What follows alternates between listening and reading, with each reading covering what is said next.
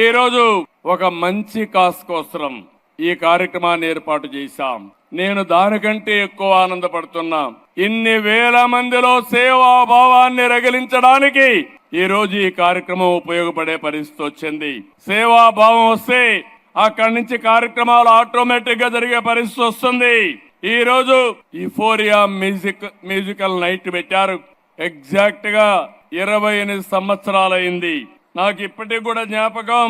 11 సంవత్సరంలో స్వరవేద కార్యక్రమం ఆ రోజు గచ్చిబౌలిలో పెట్టాం. ఆ తర్వాత ఈ కార్యక్రమాన్ని రెండో కార్యక్రమం కింద ఈ కార్యక్రమాన్ని తీసుకున్నారు. ఆ రోజు ఈ రోజు మీరు చూస్తే ఒక పక్కన శివమణి అప్పుడు వచ్చాడు, ఈ రోజు కూడా వచ్చాడు. చాలా సంతోషం. ఈ రోజు మీరు ఇక్కడ పని చేసిన వాళ్ళు చూస్తే తమన్ గారిని మనస్ఫూర్తిగా అభినందిస్తున్నాను. ఒక్క రూపాయి కూడా తీసుకోకుండా నా వంతు కర్తవ్యంగా ట్రస్ట్ కు పనిచేస్తానని ముందుకొచ్చారు.